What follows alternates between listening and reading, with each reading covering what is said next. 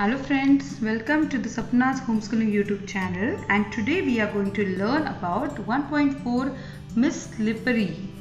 जर आपण आज मिस स्लिपरी ची गोष्ट बघणार आहोत आपल्या संपूर्ण मराठी भाषेत ना, की या स्टोरीचा नेमका अर्थ काय म्हणजे आपल्याला इंग्लिश मध्ये उत्तर लिहिणं खूप सोपं जाईल. तर मी तुमच्यासाठी मिस स्लिपरीचा वॉर्मिंग अपचा स्पेशल व्हिडिओ तयार केलेला आहे सपनाच होमस्कूलिंग या यूट्यूब चॅनलवर. जर तुम्ही तो व्हिडिओ बघितला नसेल तर तुम्ही सपनाच होमस्कूलिंग या यूट्यूब चॅनलला सबस्क्राईब करा आणि हा व्हिडिओ बघून घ्या. आमच्या चॅनलवरती तुम्हाला प्लेलिस्ट मिळतील वेगवेगळ्या इयत्तांच्या. आता आपण बघतोय मिस स्लिपरी काय आहे. So let's start to read this story. Miss slippery म्हणजे मिस स्लिपरीचा अर्थ आहे घसरणारी. मिस म्हणजे एक मुलगी आणि घसरणारी मुलगी. Given below are extracts from the story of lonely girl.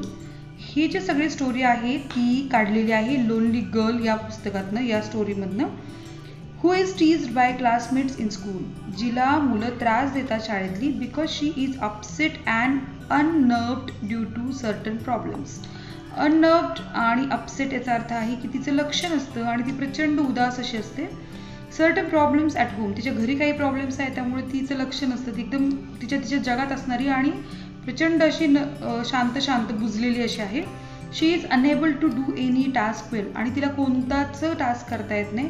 The story tells us what happens next. आणि ही गोष्ट आपल्याला सांगते की आता पुढे काय होतं. So this is a part first. I got ready and went to school. मी तयार झाली शाळेत जायला. In the first period our class teacher. पहिला तास होता आणि क्लास टीचर काय म्हणतात हू टॉट अस इंग्लिश. आणि कोणत्या क्लास टीचर ज्या आम्हाला इंग्लिश शिकवायच्या.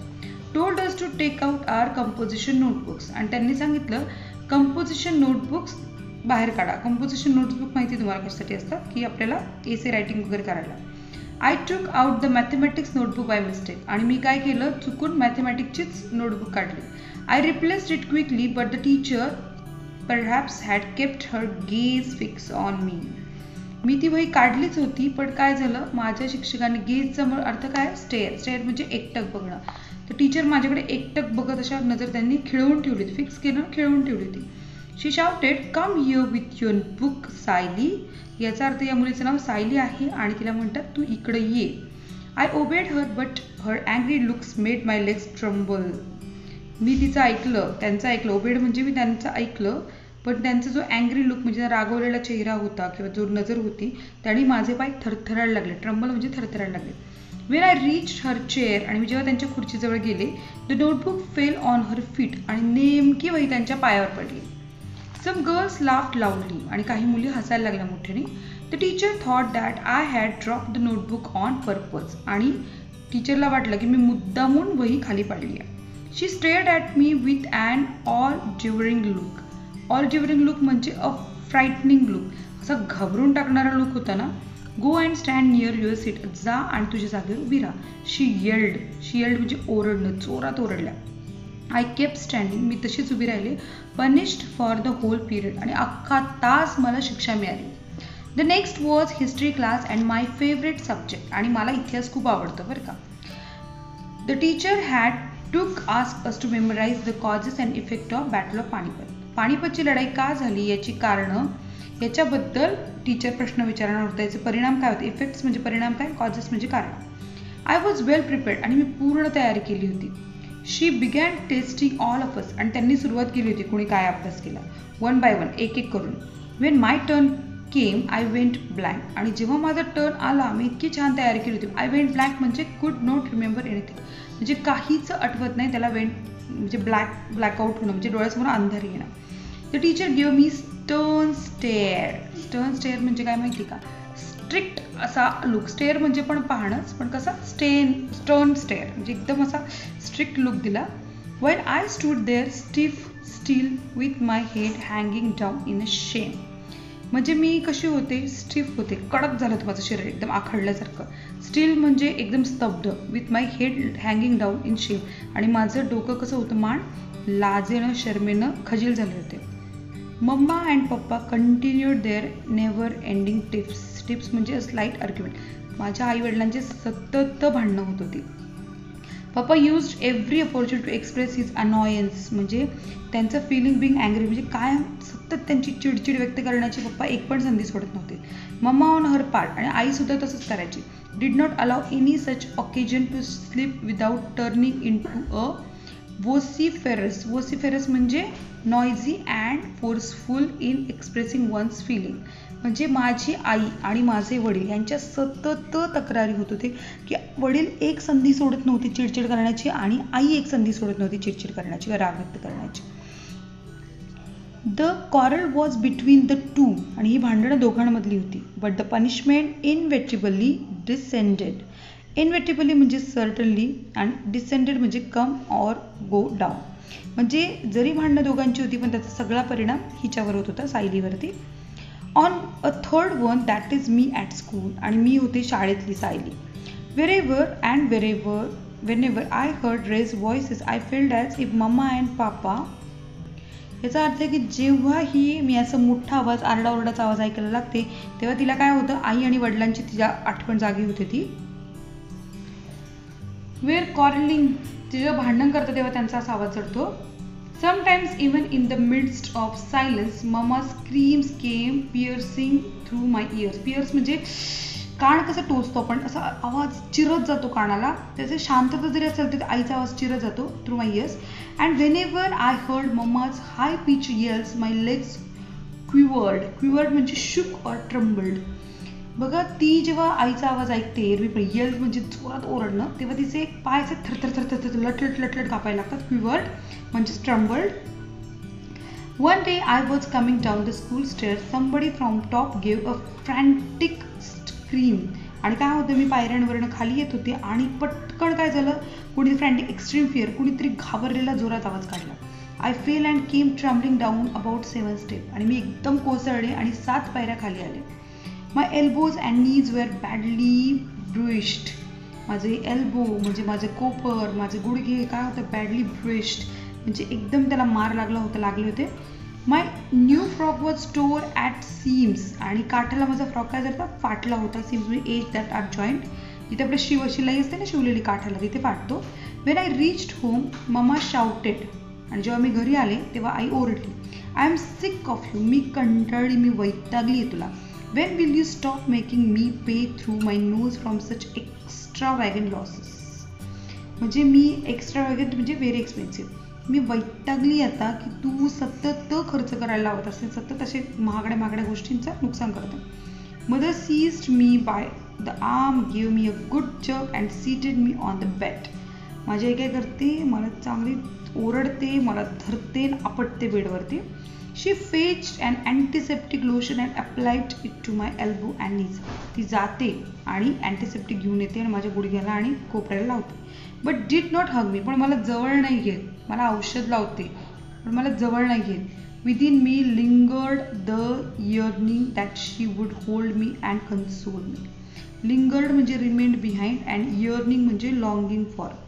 म्हणजे तिची इच्छा असते की मला जवळ घ्यावं, मला विचारावं, मला तिनं प्रेम करावं माझ्यावर, मला कन्सोल म्हणजे माझी सांत्वन करावं. कन्सोल म्हणजे कम्फर्ट, किंवा आपल्या मराठीत आपण सांत्वन करणं, ते कम्फर्ट म्हणजे रिलॅक्स फील करून द्यावं. Even if she had given me just a sympathetic pat, my smarting limbs would have been soothed. जर तिने मला नुसतं असं पाठीवर थोपटलं जरी असतं ना तरी माझं काय झालं असतं, माझ्या स्मार्टनिंग लिम्स म्हणजे काय, हर्टिंग, तिचे जे पायाला लागलं होतं ना लिम्सला, तर ते मला सूदिंग म्हणजे मला बरं वाटलं असतं. सूद म्हणजे बिकम लेस पेनफुल, माझे पेन कमी झाले असतात. My younger brother was close by, आणि माझा भाऊ, छोटा भाऊ तिथेच होता. As mama walked away to the kitchen he came and sat beside me. जशी आई किचनमध्ये जाते तसा माझा छोटा भाऊ जवळ येतो.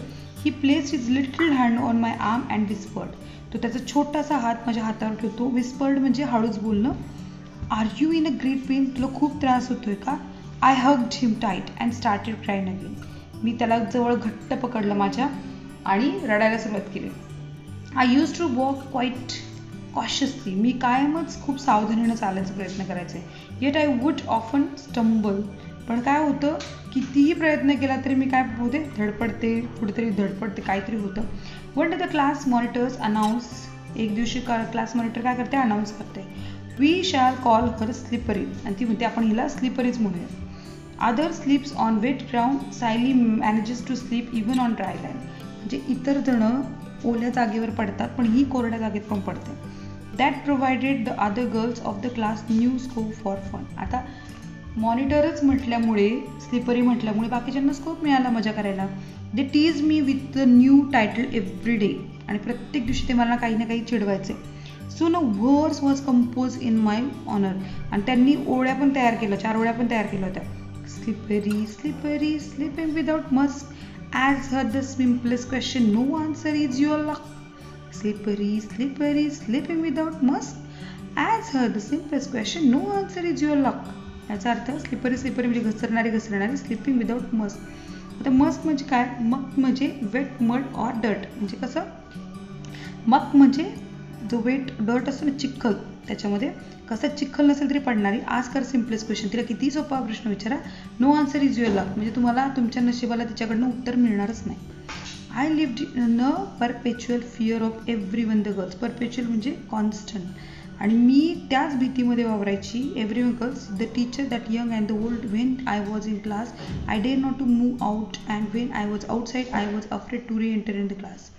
म्हणजे मी जेव्हा वर्गात असायचे तेव्हा मला बाहेर जायची भीती वाटायची. जेव्हा मी बाहेर असायचे तेव्हा मला वर्गात यायची भीती वाटायची. Nor could I muster the courage to speak to anyone. आणि माझी हिंमतच व्हायची नाही कोणाशी काय बोलण्याची. आत्तापर्यंत आपण इतकी स्टोरी बघितली. आता पार्ट 2 मध्ये काय होते आपण स्टोरी बघूया. द बेल हॅड ऑलरेडी रंग when I reach the school. आता काय झालं होतं की हे सगळं माझ्या आयुष्यात घडत होतं. मी कशी घाबरले होते, मला कसं वर्गात गेलं तर भीती वाटायची, बाहेर सगळेजण माझे कसे टिंगल करायचे. पण आता पार्ट 2 सुरू झालं आणि याच्यामध्ये बेल वाजलेली आणि मला परत उशीर झालेला आहे. I reach the school. The teacher was in the classroom. आणि शिक्षक कुठे असतात? क्लासरूममध्ये असतात. I sought permission to enter. The teacher wore a frown on her face. Teacher काय करतात? ती परमिशन घेते. But the teacher wore a frown on her face, but she let me enter and told me to see her in the classroom.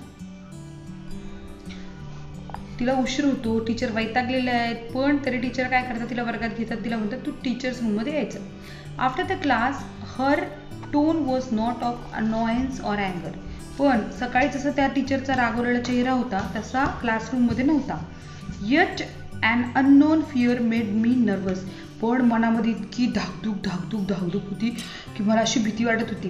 And reassuring myself that she was a kind hearted teacher. आणि मी पुन्हा confirm करत होते की त्या एक प्रेमळ आणि चांगला टीचर, दयाळू टीचर आहेत. वुड नॉट पनिश मी, त्या मला नक्की शिक्षा नाही करणार. I reach the teachers room with a hesitant step. आणि अडखळत, पाय असे अडखळतच मी तिथे गेले. The teacher greeted me with a smile and asked me to seat by her side. पण वेगळंच झालं. टीचर ग्रीटेड म्हणजे माझं स्वागत केलं त्यांनी, कसं? स्माइल करून. आणि मला म्हटलं माझ्या शेजारी बस. Her tender tone turn my sighs into sobs. म्हणजे काय माहिती का? म्हणजे माझा जो त्रास होता, माझं टेन्शन होतं ते कशामध्ये गेलं? हुश. आपण साय ना, आता काय होणार आहे असं होतं ना, ते एकदम sigh into sobs. She pulled her chair close to mine and patting me on the head set.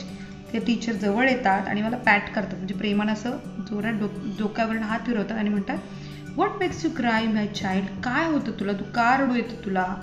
I haven't said a word to you. तुला मी काहीच बोलले नाही, तू का रडायला लागली? सॉब म्हणजे कसं? रडणं, हुंदके देत रडणं. After a brief pause she continued. आणि एक शांत त्यांनी असा पॉज घेतला आणि त्या म्हणायला लागल्या, tell me what your trouble is. आणि तू सांग मला तुझा त्रास नेमका काय आहे. कन्फाइंड मी. कन्फाइंड म्हणजे शेअर अ सिक्रेट. आता तुमच्या प्रत्येकाच्या आयुष्यामध्ये असं कोणीतरी असेल की ज्याच्याशी तुम्ही म्हणजे सिक्रेट शेअर करू शकता. तसं ती म्हणते तू कन्फाइंड कर. कन्फाइंड कर म्हणजे मला सांग, तुझं सिक्रेट शेअर कर. Confide me. For I am not like a sister to you. मी काय तुझ्यासाठी बहिणीसारखी नाही. A rare thrill ran through my entire frame. आणि मला इतका आनंद झाला की आपण मराठीत म्हणूयात की आनंदाची लहर माझ्या शरीरातनं गेली. For a moment I felt I should cling to her and cry. मला असं वाटायला लागलं की मी त्यांना जवळ घ्यावं आणि नुसतं रडत बसावं, फक्त रडावं. Of course I did not do so. पण मी असं नाही केलं. But I kept gazing on her with the tearful eyes. पण मी त्यांच्याकडे बघत राहिले. गेझिंग म्हणजे लक्ष देत बघत राहिले एकटक त्या रडक्या डोळ्यांनी. Tenderly teacher continued. आणि अगदी हळुवारपणे टीचर म्हणायला लागल्या, do you know the meaning of didi? तुला माहिती दीदीचा अर्थ काय असतो? It means elder sister. याचा अर्थ असतो मोठी बहीण. Won't you tell your sister your troubles? आणि तू तुझ्या बहिणीला तुझे प्रॉब्लेम नाही सांगणार का? Amid sobs. आणि ती परत रडायला लागली. I said the girls keep teasing me. मला सगळ्या मैत्रिणी चिडवतात. शी laughed. Why are you scared of them? तू का घाबरते एवढी? If you cry like this they will pester you all the more. आणि जर तू अशीच करायला लागली ना तर ते तुला आणखीन त्रास देणार. So ignore them. त्यांच्याकडे दुर्लक्ष कर. Who is your friend? तुझी कोण मैत्रीण आहे? I shook my head and teacher smiled. तिने मान हलवली आणि टीचरने छान स्माइल दिलं. It seems like the teacher had poured her smile into my eyes. आणि तुम्हाला माहिती का याचा अर्थ असा होतो की टीचर त्यांच्या चेहऱ्यावरचा हसू तिच्या डोळ्यातनं तिच्या चेहऱ्यावर आणण्याचा प्रयत्न करतात. Like to be my friend she said. त्या म्हणतात तू माझी मैत्रीण समज. Tell bell rang. The day bell rang. आणि बेल वाजते. She rose. त्या उभ्या राहिला. With the tender pat on my back. आणि त्यांनी असं हळूवार माझ्या पाठीवरती हात फिरवला. She said listen. त्या म्हणाला तू ऐक. You were a sister all right. आता तू बहीण आहेस माझी, ठीक आहे.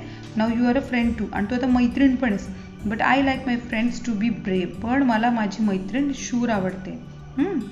You have got to try to be brave. आणि तुला आता शूरच व्हावं लागेल. I shall always stand by you. मी तुझ्या बाजूने कायम उभी राहील. Rest assure my little pal. Pal म्हणजे फ्रेंड. मी तुझ्या बाजूने कायम उभी राहणार आहे. आपल्याला एखाद्या दिवशी खूप प्रेम असेल ना आपण त्याला पाल म्हणतो. पाल म्हणजे आपल्या एखादं लहान असेल किंवा मित्र असेल त्याला पाल असं म्हणतात. Now dry eyes and hop off your class. चला आता उठायचं आणि हॉप ऑफ म्हणजे क्लासकडे काय करायची? उडी मारत निघायचं, पटकन निघायचं. एक्साइटमेंट मेड माय फेस फ्लश. आता काय झालं होतं माझ्या चेहऱ्यावरनं? काय झालं होतं? पाणी कसं फ्लश होतं, जोरात वाहत होतं, तसं माझ्या चेहऱ्यावरनं ती एक्साइटमेंट वाहत होती, उसंडून वाहत होता आनंद. Red hot to the ear tips. Never before had anyone lavished love on me. अशा प्रकारे कोणीच लॅविश म्हणजे pouring in a great quantity. Lavish म्हणजे इतकं ना भरभरून प्रेम इतकं माझ्यावरती कुणीच केलं नव्हतं बरं का. Here was my teacher who had spontaneously accepted me as a sister a friend. आणि इथं माझ्या शिक्षिका होत्या ज्यांनी मला स्पॉन्टेनियस म्हणजे 8 months पण इतकं पटकन मला त्यांनी मैत्रीण पण केलं होतं आणि बहीण पण केलं होतं. I was beyond my self with Joy. आणि बियॉन्ड माय सेल्फ म्हणजे मी माझी नव्हते राहिले, मला स्वतःवर कंट्रोल नव्हतं राहिलं इतकं. I want to chuckle. आणि मला तो आनंद असा ना किती व्यक्त करू झाला होता. To burst into near hysterical laughter. आणि मला तो असा खदखदून हसून घालवायचा होता. On winged feet I ran to my class. आणि मी अशी पंख लावल्यासारखी पळत सुटले होते क्लासकडे. Soon I was lost in a rare reverie. म्हणजे काय माहिती का? A dreamy sleep. आणि मला असं वाटायला लागलं मी आता स्वप्नातच आहे. I forgot that I was sitting in a class of wild girls whose prime pastime was teasing me. मी विसरले होते एवढ्या आनंदात की माझ्या मैत्रिणी वर्गामध्ये की ज्यांच्यासाठी सगळ्यात आनंदाचा वेळ आहे की जो मला टीच करणं, मला त्रास देणं. I was drinking from fell on me and got fully drenched right in front of सुटूड माय अँड चंदा. आता काय झालेलं बघा इथे. During the break the water bottle that I was drinking from. मी ब्रेक झाला आणि मी वॉटर बॉटलने पाणी पित होते आणि पाण्याची बॉटल पडली. And got fully drenched right in front of stood Maya and Chanda. आणि पूर्ण भिजले. माझ्यासमोर माया आणि चंदा आल्या. Laughing away to their hearts. आणि इतक्या खदखदून हसायला लागल्या. Content Chanda rage tease from the slippery hands of slippery. The slippery bottle went slip. त्या म्हणायला लागल्या की आता हिचे पाय तर घसरत होते, आता हिचे हात पण घसरायला लागलेत. Slip slip and now let's watch the fun. आता बघा घसरली बाटली, आता मज्जा बघा. अँड विना. आता बघ मज्जा. सेड विना बरं का. I was squeezing the water out of my wet frock. आणि आपण कपडे पिळतो ना तसं ती कपडा तिचा फ्रॉक पिळत होती की पाणी जाईल त्यातनं. Remembering the teacher's word. आणि शिक्षकांचं बोलणं लक्षात होतं. I turn my back to them and ignore them complete. आता मी त्यांच्याकडे पूर्ण दुर्लक्ष केलं होतं. दे वेर नॉन प्लुस्ड म्हणजे अँड वेंट अवे की ते माझ्या आता हिशोबातच नव्हते. Confuse and unable to react म्हणजे मला आता ते त्यांना मोजायचंच नव्हतं, मी त्यांना इग्नोर केलं. I sensed a feeling of victory. आणि आता मला विजयी असल्यासारखं वाटत होतं कारण मी त्यांना दुर्लक्ष करायला यशस्वी झाले होते. Before the school close for the day the teacher came. म्हणजे शाळेच्या वेळेपर्यंत टीचर आल्या होत्या. And again said to me. त्या माझ्याजवळ आल्या म्हणाल्या from today you are going to be responsible for bringing the register chalk and duster every morning. तू रिस्पॉन्सिबल असणार आहे की तू रोज काय आणायचं, रजिस्टर आणायचे, खडू आणायचे आणि डस्टर आणायचे.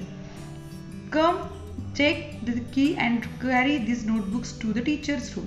ते म्हटलं तू माझ्याजवळ ये, ही चावी घे आणि टीचर्स रूमकडे नोटबुक्स ने.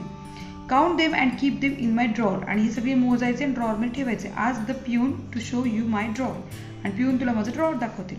माय otherwise trembling legs were now filled within some miraculous strength.